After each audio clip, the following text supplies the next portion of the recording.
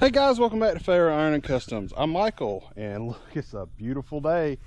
Don't know how next week's going to turn out. Got some storms brewing in the Atlantic and in the Gulf again. For anybody that's wondering, we live far enough east that was it Helena, whatever the hurricane that came through, was far enough west it really didn't affect this area any other than rain. So we are good as of right now. So today I'm out here kind of messing around with this truck I picked up. Sent a video the other day, put a little short out the other day.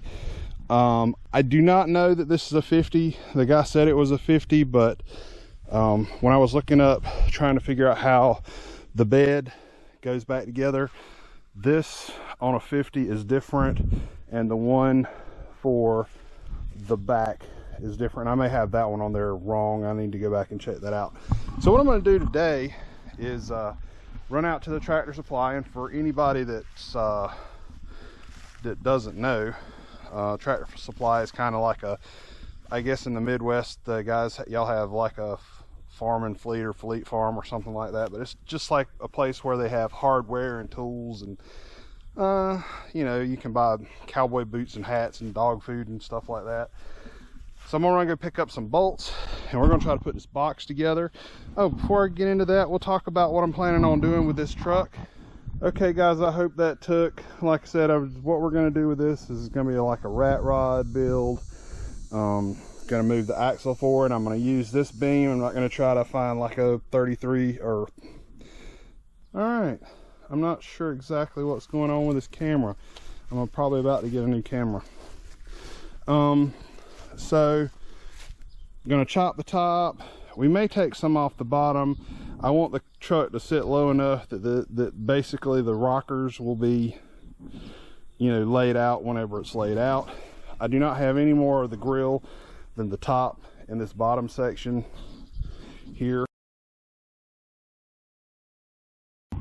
What I was saying is we're going to go ahead and find an 8.8 axle and put disc brakes on the back too. The old springs in it are busted up, rusted, and coming apart. I don't know a whole lot about this rear end. If it's like the one that's in the 50 Ford, there's probably not a whole bunch of support for it. So we're just going to go ahead and do away with it and, you know, get something else. Hey guys, back. I've actually been working on the bed. I actually have it sitting on the truck. So a couple things here. I didn't get the front slat put into place because the bed's kind of jacked up there. Also, I got number 12 screws. I think they probably need to be a 14 or bigger, but I think I'm gonna put 1/4 screws in there in the front when we put it together for the final time. All I've done was grab a couple pieces of wood that was laying inside the truck and put it together. I don't have but 2 screws, I mean 2 bolts holding the bed on right now. It is cooking hot this afternoon, so I think I'm gonna stop right here.